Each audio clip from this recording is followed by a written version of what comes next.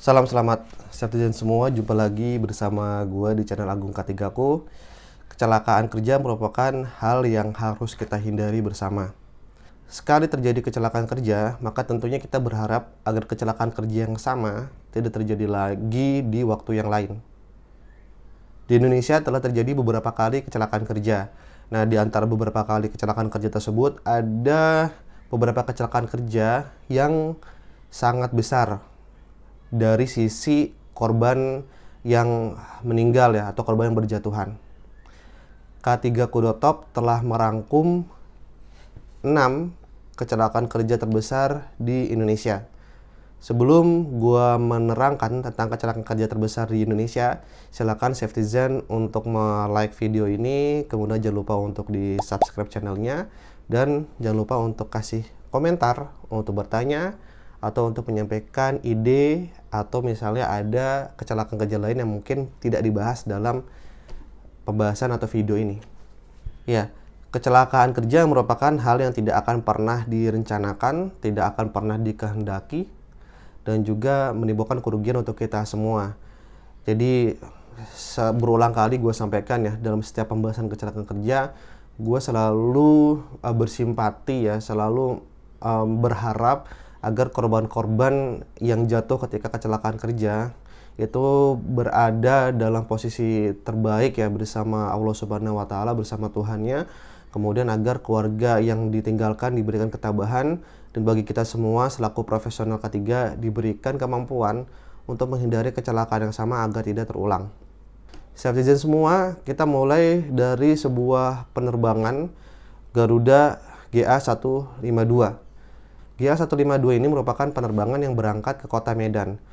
Ya, pada tanggal 26 September 1997, GA152 ini terbang di area Deli Serdang, Sumatera Utara, Indonesia. Pada saat itu keadaan udara ya, keadaan lalu lintas udara sedang diselimuti oleh asap. Asap yang berasal dari pembalakan liar di Pulau Sumatera. Memang pembalakan liar ini tidak hanya ada di tahun-tahun 2000-an ya, tapi dari tahun 1997 ternyata sudah ada. Dan dampak asap ini fatal, yaitu mengakibatkan GA152 dengan penumpang jumlahnya 234 orang itu jatuh dan mengakibatkan ke semua penumpang itu meninggal. Jadi kronologinya seperti ini, saya tidak semua. Sekitar jam 1 siang, ATC Medan membersihkan area landasan 5 untuk penerbangan 152 dari posisi awalnya, yaitu sudut 316 derajat, dan kru pesawat diminta untuk belok kiri ke arah 240 derajat untuk memotong ILS beacon. 120 detik sebelum tabrakan, 2 menit sebelum tabrakan, kru diminta untuk belok kiri lebih jauh ke arah kiri 215 derajat dan turun ke 1.500 kaki. Sementara prosedur menyebutkan bahwasannya harusnya pesawat tersebut terbang di 2000 kaki. Pada jam 13.30, ATC mengarahkan penerbangan GA157 untuk berubah menjadi belok kanan ke arah kanan 045 untuk persiapan mendarat di landasan 5, Bandara Polonia. ATC kemudian meminta kru untuk melapor ke arah mana pesawat berada. Nah, pada saat itu ATC mengalami kebingungan terhadap kode pesawat yang melakukan komunikasi. Karena pada saat yang sama, dari sekitar area yang sama, ada penerbangan Merpati 152. Citizen semua, jadi angkanya sama ya. Jadi ada penerbangan Garuda Airlines GA152 dengan penerbangan Merpati yang juga angkanya ada 152. Dan pada saat yang sama juga, visual dari pilot ini terhalang karena tadi ada asap dari pembalakan liar. Nah, di sekitar bandara itu ada pegunungan ya. Dan naasnya arahnya dari ATC ini malah mengarahkan pesawat GA152 ini ke arah pegunungan. Kru pesawat mengkonfirmasi untuk belok kanan ke arah landasan 5 seperti yang diminta ATC. Terdengar dari percakapan ATC, tiba-tiba pilot berteriak Allahu Akbar karena pilot baru dapat melihat pegunungan. Jadi sudah dekat baru kelihatan visualnya. Di situ ada pegunungan dan terlambat untuk bereaksi. Kemudian pesawat menabrak pegunungan di ketinggian 1150 kaki dekat Pancur Batu. Hancur berkeping-keping dan terbakar. Menurut saksi, penerbangan 152 menabrak pegunungan di sudut 220 derajat dengan sayap kiri terbang di bawah. Hal ini mendukung teori bahwa pilot tidak menghindar dari rute yang diminta ATC. Jadi pilot ini sebenarnya telah mengikuti rute ATC, tapi ya qadarullahnya ya, takdirnya itu memang pilot tidak mendapatkan visual sehingga menghalangi beliau, menghalangi almarhum untuk dapat bereaksi lebih lanjut. Ya, ini juga sekaligus gue ya sebagai pribadi menghimbau kepada rekan-rekan yang seandainya masih melakukan pembalakan liar ya, agar bisa berkaca dari kejadian ini. Pembalakan liar tidak hanya merugikan dari sisi pernapasan manusia ya, tapi dari sisi penerbangan juga bisa mengakibatkan ratusan nyawa itu hilang. Dan entah apa yang orang yang melakukan pembalakan akan jawab ya nanti ketika pengadilan akhirat ditegakkan. Total ada 234 orang yang meninggal di tempat. Kecelakaan kedua yang terbesar menurut K3Kodotop adalah ledakan tambang sawah Lunto. Nah, kejadian ini terjadi pada Selasa 16 Juni 2009 sekitar pukul 10. Jadi intinya itu di lubang tambang itu ada gas metana, dan gas metana ini mengakibatkan ledakan yang mengakibatkan orang-orang yang berada di dalam tambang terperangkap ya, kemudian beberapa orang meninggal. Jadi kronologinya seperti ini.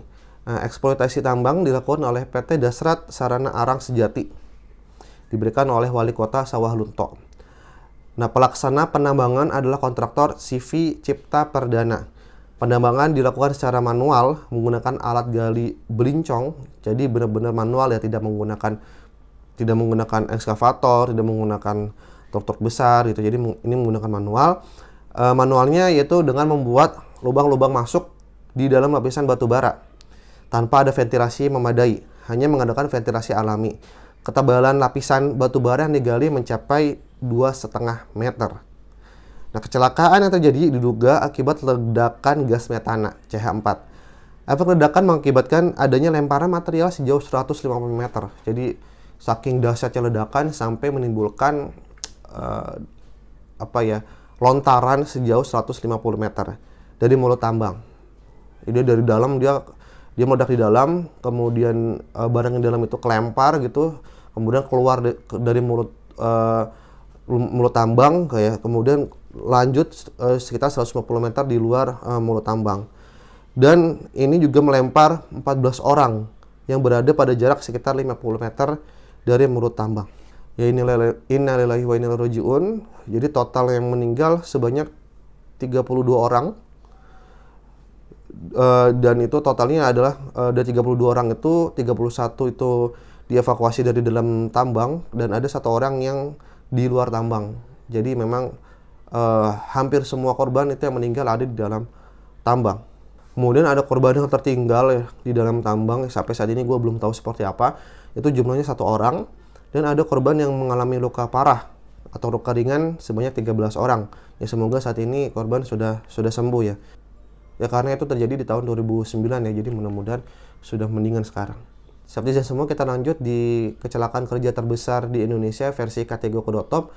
Hari ini kecelakaan nomor 3. Ya, ini masih di penambangan, yaitu peristiwa runtuhnya training center Freeport Big Gosan. Kejadian ini terjadi di Selasa 14 Mei 2013. Ada 38 pekerja yang berada di dalam training center. Nah, training center ini berada di dalam tanah. Ya, berada di dalam tanah. Nah, pada saat itu ironisnya pekerja sedang mendapatkan pelatihan terkait dengan keselamatan kerja gitu. Tapi naasnya malah terjadi kecelakaan. Peristiwa runtuhnya training center Freeport Big Gosan terjadi di 14 Mei 2013. Ada 38 orang yang berada di dalam training center. Dan pada saat itu dari 38 itu ada 28 orang yang meninggal. Dan 10 diantaranya itu selamat ya, dan mengalami luka-luka. Nah, berdasarkan kesaksian dari Inspektorat EISDM, di atas training center Freeport ini terdapat aktivitas pekerjaan yang aktif sehingga menambah beban atap training center tersebut. Jadi ya, di atas ruangan ini kan tanah. Nah, tanahnya itu di atasnya lagi ada pekerjaan gitu ya, yang mungkin membebani ya, yang membebani sehingga mengakibatkan struktur yang di atas dari training center itu tidak kuat, sehingga malah mengakibatkan jatuh dan menimpa pada pekerja yang berada di dalam training center. Freeport mengakui bahwasannya insiden maut ini merupakan kecelakaan terparah sejak 30 tahun beroperasi ya. Jadi memang sangat besar sekali ya. Kita paham bahwasanya Freeport itu adalah salah satu perusahaan tambang yang sangat komitmen terhadap keselamatan kesan kerja, dan pastinya kecelakaan kerja ini menjadi pembelajaran yang sangat berharga buat mereka ya. Dan ini akhirnya mengakibatkan Freeport menutup operasinya sebanyak 40 hari guna menghindari adanya longsor susulan dan sekaligus untuk mengevaluasi ya dari kecelakaan-kecelakaan tersebut. Dan perusahaan juga langsung menerjunkan ada 200 anggota tim penyelamat yang bekerja 24 jam setiap hari. Kemudian yang nomor 4, kecelakaan kerja terbesar di Indonesia versi KTGO.top adalah ledakan Petrowidada. Nah, PT Petrowidada ini merupakan sebuah perusahaan petrokimia yang ada di Gresik, Jawa Timur.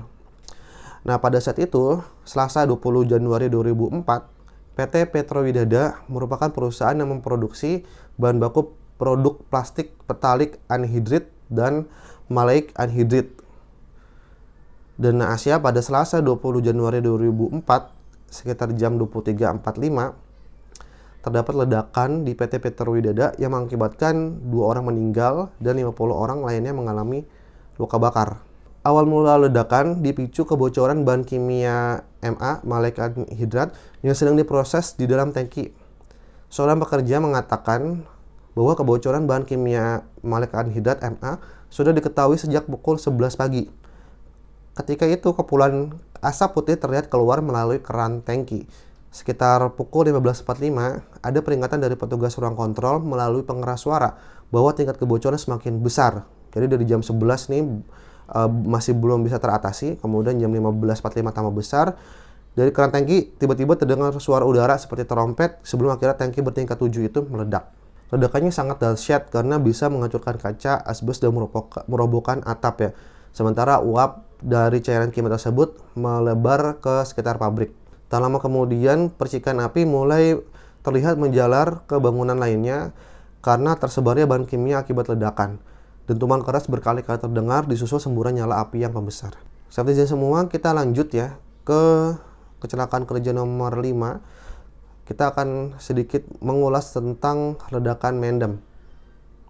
Jadi ledakan Mendem ini adalah, menurut saya ya, adalah kecelakaan kerja terbesar dalam hal keselamatan proses dan dalam hal manufaktur. Jadi kecelakaan tersebut terjadi di 10 Juli 2015 di PT Mendem Indonesia di Cikarang. PT Mendem adalah perusahaan yang memproduksi produk perawatan ini ya, produk perawatan rambut ya. Nah, pada 10 Juli 2015 ada kebocoran flexible tube atau selang gas yang terpasang pada mesin deodoran parfum spray filling line 2. LPG yang bocor dari flexible tube tersebut tersurut oleh elemen pemanas mesin dryer yang terpasang di mesin DPS filling tersebut. Jadi kalau kita lihat segitiga api ya, itu semua elemennya sudah ada. Adanya oksigen, adanya bahan mudah terbakar yaitu dari LPG, dan kemudian ada sumber panas yaitu dari pemanas mesin dryer. Nah, dari persidangan yang muncul ya setelah ada ledakan, itu ada beberapa pertanyaan yaitu terkait dengan desain ruang produksi seperti apa, penilaian resiko proses produksi seperti hazard itu gimana, efektivitas dari gas detektor seperti apa, keberadaan shutdown valve serta blower untuk mengeluarkan sisa gas yang mudah terbakar itu seperti apa. Nah, itu yang menjadi pertanyaan-pertanyaan juga ya. Jadi kalau misalnya memang gedungnya itu bagus ya dari sisi fire protection-nya ya, ketika bocor kan harusnya ada detektor ya, ada deteksi yang memperingatkan pekerja di situ agar melakukan evakuasi gitu, atau yang mengakibatkan blower akan semakin cepat dalam menghisapnya sehingga kebocoran itu sudah tidak ada gitu ya. Tapi pada saat kejadian ini tidak muncul itu ya, peringatan-peringatan seperti itu. Nah, ledakan PT Mendem ini mengakibatkan 28 pekerja meninggal, dengan puluhan lainnya luka-luka serta kerugian sebesar 89,762 miliar. Kerugian yang sangat besar, dan tentunya sekali lagi gue turut berduka cita ya, terutama bagi keluarga yang ditinggalkan. Kita untuk para citizen yang berkarir di dunia manufaktur, gue selalu berharap agar kecelakaan Mendem ini menjadi pembelajaran buat kita. Bahwasannya dunia manufaktur ini bukan dunia di mana tingkat bahayanya itu lebih rendah daripada sektor-sektor yang lain ya. Dibandingkan dengan konstruksi, dibandingkan dengan minyak dan gas, dengan tambang gitu. Nah, dunia manufaktur ini juga memiliki risiko kecelakaan yang besar, yang terbukti dengan kecelakaan yang terjadi di PT Mendem ini. Kemudian terakhir ya, kecelakaan kerja terbesar versi Kategoko.top adalah kecelakaan yang baru terjadi di 2017, yaitu ledakan pabrik petasan Kosambi. Nah, ledakan ini terjadi di Kosambi, Tangerang tahun 2017. Menurut beberapa sumber informasi berita yang didapatkan, ledakan berasal dari adanya proses pengelasan di atap dari pabrik, kemudian di bawahnya ya pasti banyak sekali petasan ya. Kemudian juga diperparah dengan evakuasi yang sangat susah gitu, karena gedung pabriknya itu adalah gedung tertutup yang terkunci, sehingga mengakibatkan orang-orang itu susah untuk evakuasi. Sehingga terjadilah kejadian yang tidak kita inginkan dengan korban sebanyak 47 orang tewas. Jadi penting buat kita semua ya, jika kita menjadi seorang profesional safety di tempat kerja kita, agar selalu memastikan titik-titik evakuasi kita itu tetap optimal ya, tidak terhalang oleh apapun. Sehingga jikalau kejadian ya hal yang tidak kita duga gitu, misalnya kebakaran, gempa bumi, semua titik evakuasi itu siap untuk menjadi akses evakuasi orang keluar. Citizen semua, itu adalah 6 kecelakaan kerja terbesar di Indonesia versi Kategoko.top. Jika Citizen semua punya catatan kecelakaan kerja lain yang juga besar, silakan bisa komen di kolom komentar. Jika Citizen suka video ini, jangan lupa untuk like video ini. Jika Citizen semua ingin mengetahui lebih banyak tentang dunia keselamatan dan kesehatan kerja, Citizen tentunya bisa mensubscribe channel Agung K3ku ini. Gua Agung K3ku, salam selamat.